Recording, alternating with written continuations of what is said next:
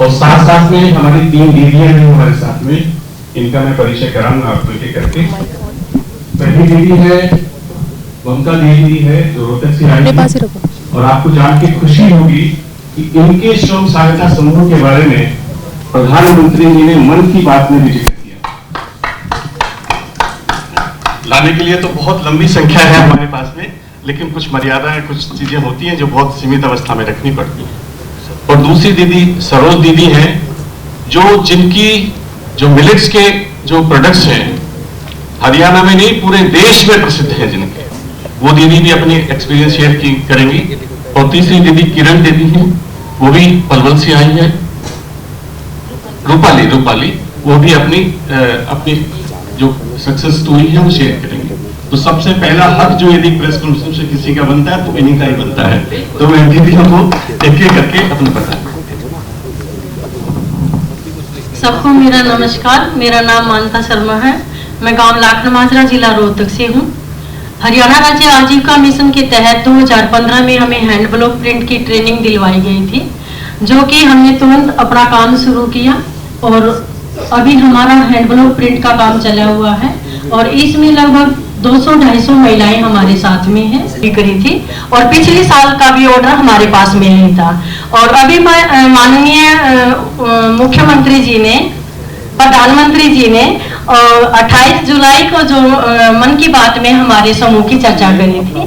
और हरियाणा राज्य आजीविका मिशन के जो स्टाफ हैं और मेरे साथ जुड़ी हुई जो बहनें हैं, जो 10 गांव की बहनें मेरे साथ जुड़ी हुई हैं, उनका मैं बहुत बहुत स्वागत करती हूँ और बहुत बहुत धन्यवाद करती हूँ कि वो मेरे साथ लगन से काम कर रही हैं। धन्यवाद। और उसके लिए मैं NRLM का और जो हमारी जो टीम है NRLM की, उसका मैं बहुत बहुत धन्यवाद करती हूँ। हमें एक पहचान भी मिली है, आजीविका भी बढ़ी है और अपने आसपास में, समाज में और पूरे एरिया में हमारी अच्छी पहचान भी हुई है। क्लस्टर का नाम नारी शक्ति क्लस्टर फेडरेशन है। मैं 2017 में स्वयं सहायता समूह से जुड़ी थी। उस समय हमें ये नॉलेज नहीं थी कि हमें आजीविका मिशन की तरफ से इतने आगे भी बढ़ने का मौका मिलेगा। हमारे आजीविका मिशन के स्टाफ का मैं धन्यवाद करती हूँ। उन्हें तहे दिल से हमारी बहुत मदद की है, अच्छे रास्ते दिखाए हैं, उसके लिए हमें आगे बढ़ने का मौका मिला है। आज मैं इस मंच पर आकर बड़ा गर्व महसूस करती हूँ ताकि हमें इस मंच पर आने का मौका मिला है। और आजीविका मिशन के तहत मैंने डेयरी की ट्रेनिंग ली थी 2019 में। उसमें मैं अपने दूध के प्रोडक्ट तैयार करती हूँ, उसके साथ साथ मिल्क्स के प्रोडक्ट तैयार करती हूँ और लाइव फूड डेयरी मिल्क्स में काम करती हूँ। इसमें मैं ऑर्डर वगैरह लेती हूँ। तो मेरी गांव की डेयरी में भी और काम में भी 150 और 180 के समथिंग बहनें मेरे साथ है, जिनके घर के रोजगार उनके साथ चले हुए हैं। हम कृषि विज्ञान से भी ट्रेनिंग ली है मिलेट्स की, काफी बहनों ने उसमें भी कार्य कर रहे हैं और सभी की आजीविका अच्छे से चल रही है। जब मैं स्वयं सहायता समूह से जुड़ी उस समय मेरी आजीविका कुछ भी नहीं थी पहले, लेकिन आज मैं 40-45 हजार के करीब मंथली इनकम कर रही हूँ। नमूने हैं जो छोटे छोटे पेश किए हैं, और यदि आपको 450 सक्सेस स्टोरी चाहिए तो हमारा सरस आजीविका जरूर विजिट करें। पूरे देश के 31 राज्यों से, मुझे नहीं लगता किसी दूसरी इवेंट में लगभग इतने मिनी भारत जिसको सरस को कहते हैं, पूरे देश की कला संस्कृति, पूरा अगर भारत को यदि आपको देखना है तो सरस को विजिट कीजिए, लोग ऐसा कहते हैं। तो 13 से 29 अक्टूबर तक हमारा ये चलेगा सरस। मैं डिटेल में तो जेएस मैम बताएंगी। अब मैं अनुरोध करता हूँ डीसी साहब से। 3 हमारी दीदियां आप सबके सामने हैं। न केवल वो दीदी जो मन की बात में अपनी बात कह पाई, बट वो दीदियां जो हमें ये दिखाती हैं कि आत्मनिर्भरता किसे कहते हैं। जो सरकारों के प्रयास हो रहे हैं उनमें वो अपना किस तरह से योगदान कर रही हैं, कितना उसमें अपने लिए बेनिफिट कर पा रही हैं। ये 3 दीदियां हमें ये बताती हैं कि इस समय जब ग्रामीण विकास मंत्रालय 10 करोड़ स्वयं सहायता समूह की दीदियों के साथ मिलकर काम कर रहा है, 90 लाख SHG ग्रुप्स हैं हमारे स्वयं सहायता समूह हैं जिनके साथ मिलकर हम काम कर रहे हैं, उसमें ये 3 दीदियां ये बताती हैं कि इस तरह के आत्मनिर्भरता के कार्य, वोकल फॉर लोकल के कार्य वो कैसे करती हैं, कैसे अपनी एंटरप्रेन्योरशिप को दिखाती हैं, कैसे अपने उत्पाद बनाती हैं और कैसे वो अपनी गांवों की संस्कृति को शहरों तक लेकर आती हैं और लोगों को उन प्रोडक्ट्स के बारे में बताती हैं जो लोगों को पता ही नहीं होता है, जो हम कमर्शियली खरीद लेते हैं मॉल से या कहीं किसी मार्केट से। तो जो सबसे बड़ा योगदान स्वयं सहायता समूह की दीदियों का हमारे लिए होता है वो ये होता है कि कैसे हम सब अपने कल्चरल रूटेडनेस जिसे कहते हैं, कि कैसे हम अपनी संस्कृति से जुड़े रहें, कैसे हम ये पहचाने कि हमारी दीदियां कैसे हैंडलूम के प्रोडक्ट्स बनाती हैं, कैसे हैंडीक्राफ्ट के प्रोडक्ट्स बनाती हैं, कैसे फूड प्रोडक्ट्स बनाती हैं। और ये इनका सबसे बड़ा एक इंस्पिरेशन हम सबको जो मिलती है, जो योगदान है और जो हमें इंस्पिरेशन मिलती है, उसके लिए दीदियां जो यहाँ हमारे साथ हैं उनका बहुत बहुत धन्यवाद। और जो हमारे साथ नहीं है और कुछ दिनों में हमसे 850 से ज्यादा दीदियां जुड़ने वाली हैं, उन सबका बहुत बहुत धन्यवाद। और ये दीदियां 10 करोड़ दीदियों की जो मेहनत है और जो कार्य कर रही हैं वो देश के दूर दराज एरिया में, उन सब के लिए एक बहुत बड़ा प्रेरणादायी एक एरिया है कि हम गुरुग्राम में इस बार फिर से आपके पास आए हैं। मैं Swati Sharma, joint secretary NRLM, राष्ट्रीय ग्रामीण आजीविका मिशन, ग्रामीण विकास मंत्रालय, भारत सरकार से हूं। और गुरुग्राम में हम दोबारा आपके पास आए हैं। आपका जो स्नेह मिला है हमें पिछले 2 सालों में, पिछले 2 एडिशंस में, सरस आजीविका मेला गुरुग्राम में, वो हमें यहाँ पे वापस लेकर आया है।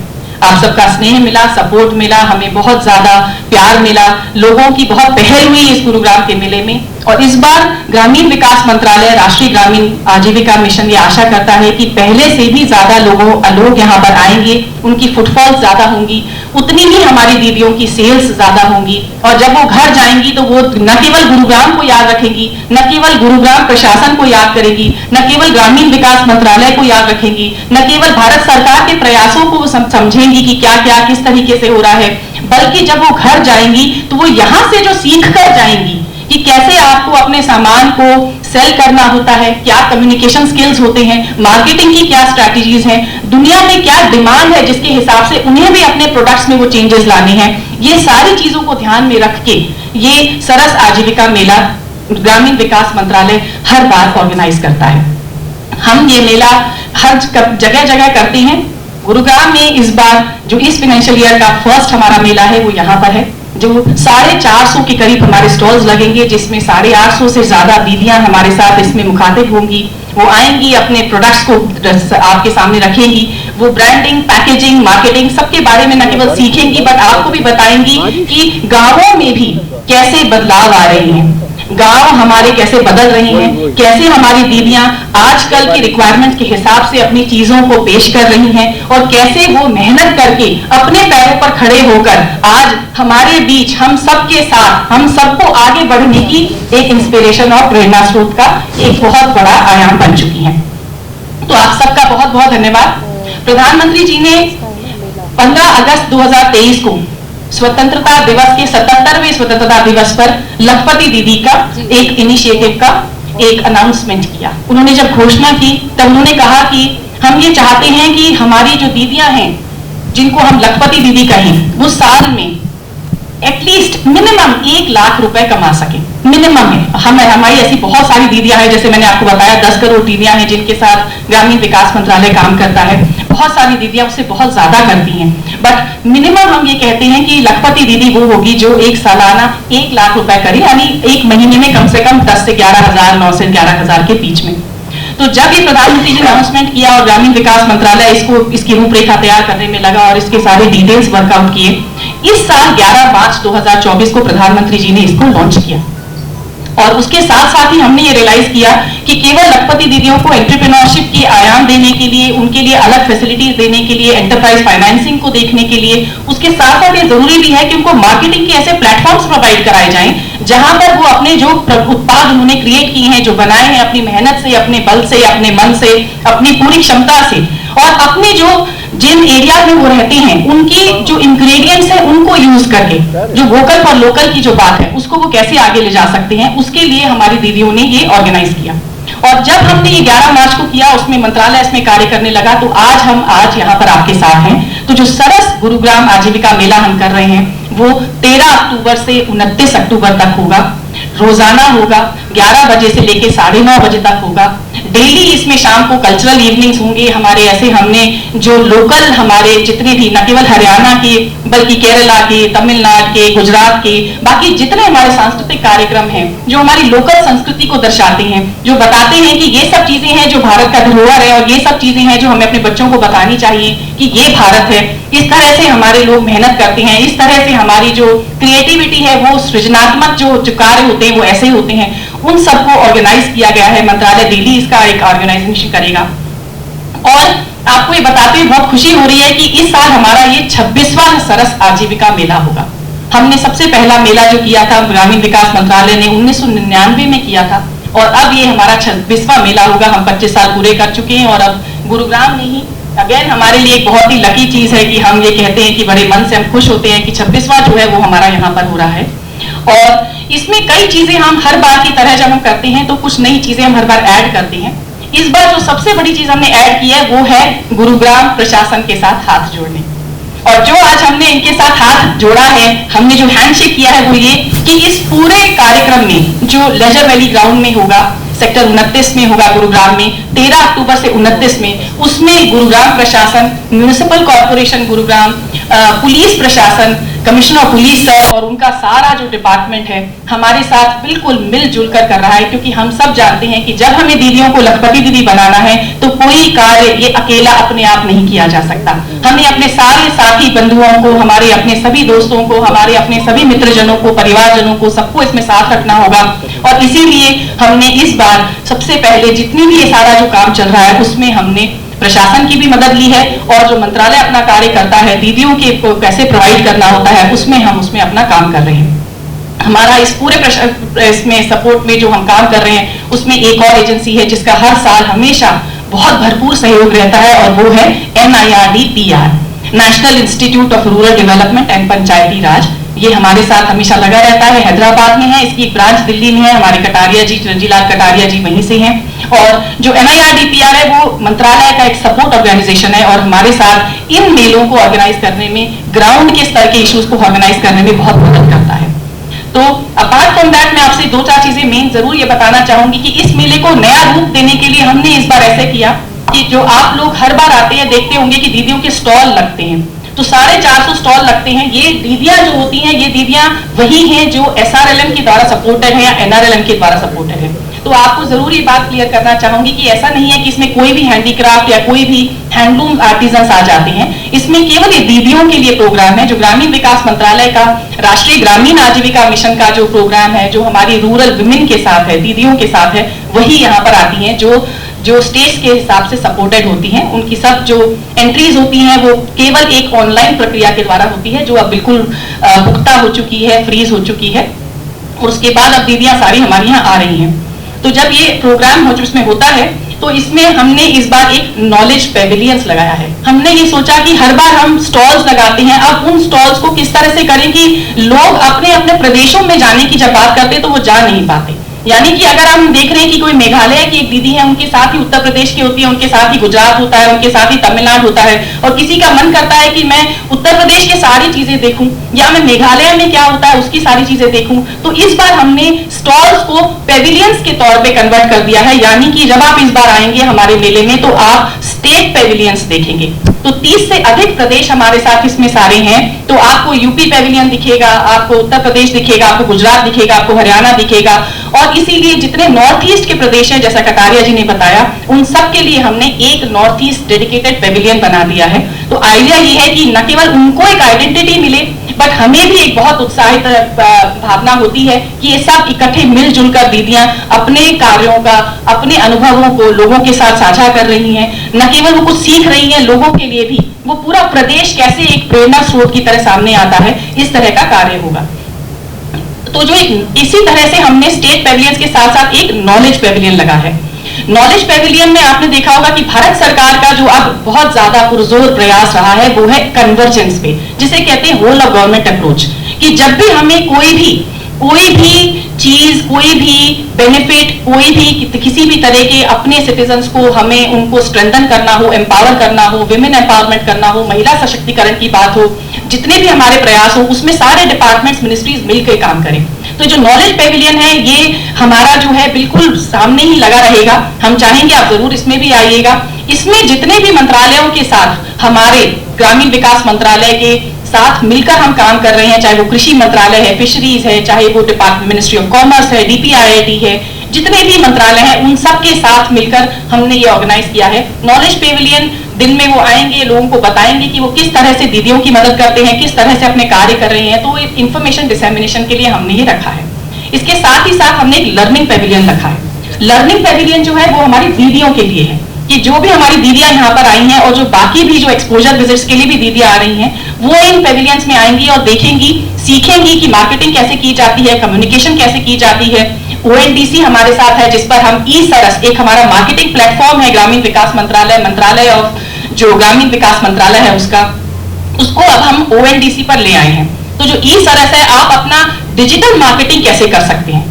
प्रेजेंट हालात में हम महिलाओं को सिर्फ ये नहीं कह सकते दीदियों को कि आप केवल सरस मेले का वेट कीजिए और जब वो होगा या कोई भी फेयर हाट या महिला हाट या कोई भी बाजार लगेगा तभी आप जाइए। तो वो रेगुलर अपने प्रोडक्ट्स को कैसे डिजिटल वे में अपना सेलिंग कर सकती हैं और अपनी आमदनी बढ़ा सकती हैं, उसके लिए हमने ONDC के साथ अपना जो ई-सरस का हमारा पोर्टल है उसको ऑर्गेनाइज किया है। तो यानी कि अब हमारी जो दीदियों के उत्पाद हैं, जो हमारे प्रदेशों के उत्पाद हैं, वो अब ऑनलाइन भी डिजिटली भी अवेलेबल होंगे और कहीं से भी कोई भी कभी भी ऑर्डर कर सकता है और दीदियों के लिए एक नया आयाम हमने अब इसमें डाला है। तो उस तरह की चीजों को दीदियों को बताने के लिए वो लर्निंग पेविलियन है जिसमें न केवल ONDC बल्कि OTOP जो भारत सरकार का है, 1 डिस्ट्रिक्ट 1 प्रोडक्ट है, 1 स्टेशन 1 प्रोडक्ट है, बाकी जो और हमारे जिनके साथ कार्य करते हैं, जो हमारे जो टेक्निकल सपोर्ट एजेंसीज हमको कहते हैं, जो ग्रामीण विकास मंत्रालय की मदद करते हैं, वो आके दीदियों को बताएंगे कि वो राज्यों में और प्रदेशों में कैसे कैसे कार्य कर रहे हैं। इसके साथ ही साथ हमने जगह जगह पर इस बार मदर केयर रूम लगवाए हैं। हम चाहते हैं कि ये न केवल मेला महिलाओं के लिए हो, बड़े लोगों के लिए हो, एडल्ट्स के लिए हो, बल्कि पूरा परिवार इन मेलों को एंजॉय कर सके। और अब पूरा परिवार जब एंजॉय करता है वो तब करता है जब उसमें बच्चे भी हों, बड़े भी हों और हमारे वृद्धजन भी हों।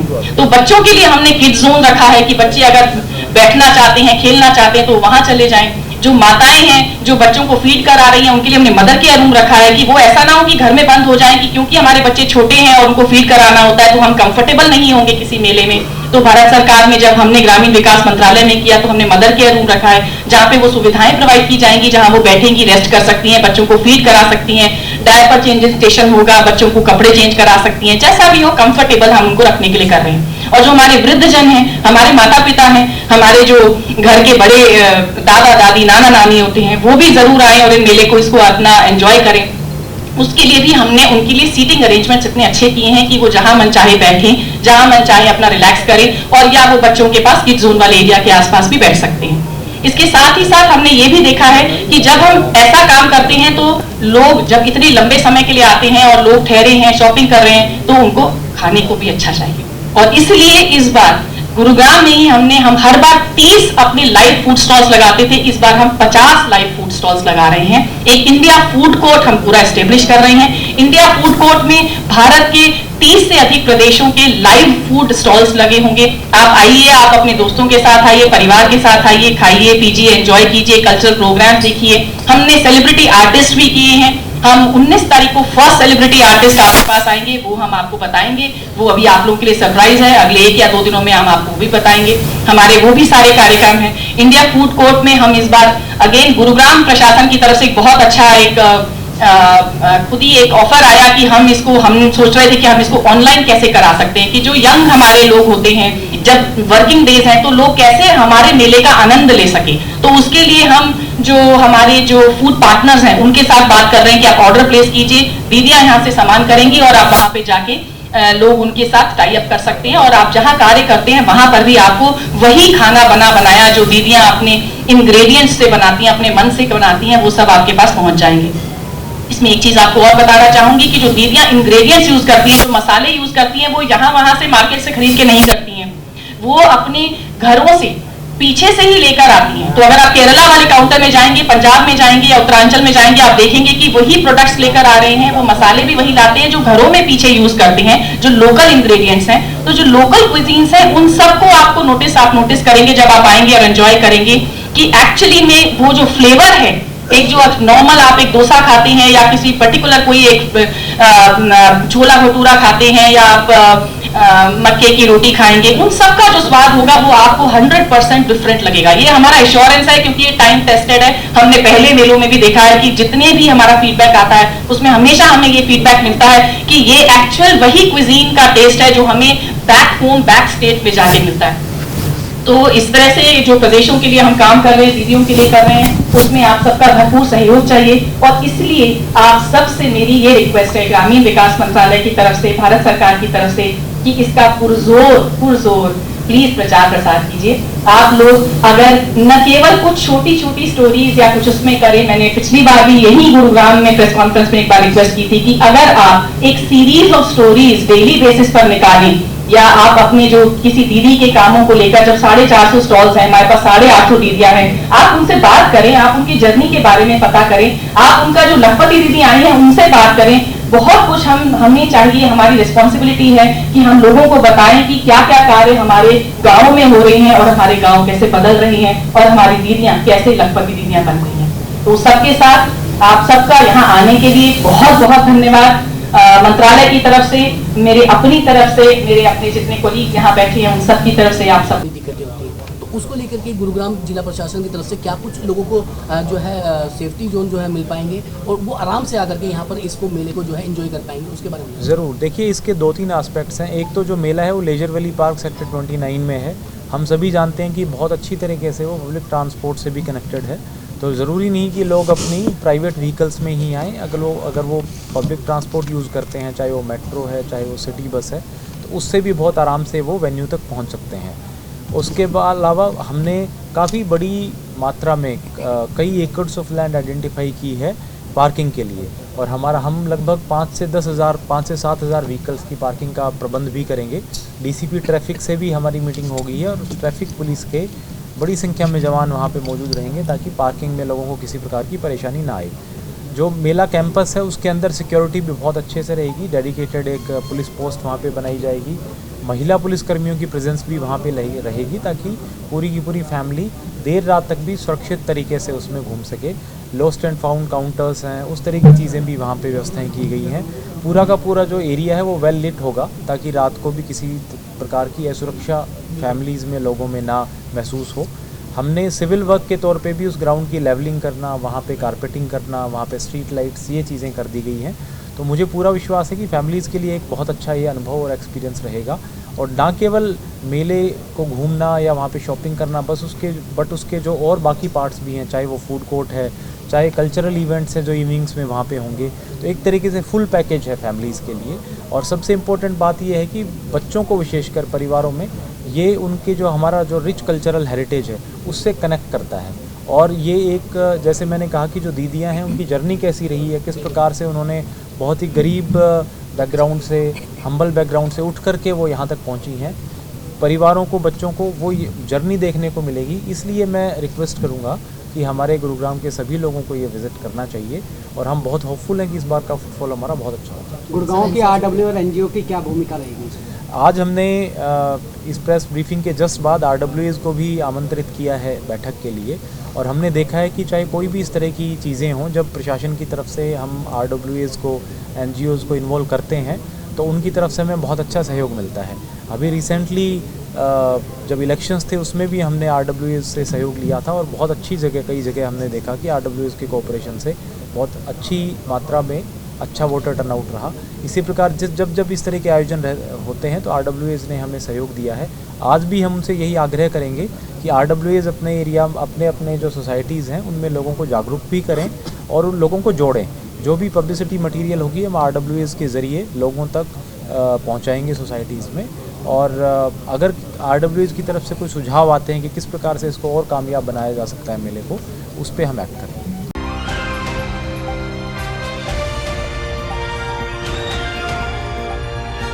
दिल्ली, हरियाणा, उत्तर प्रदेश, राजस्थान की हर खबर के साथ देखते रहिए न्यू इंडिया न्यूज़ नेटवर्क।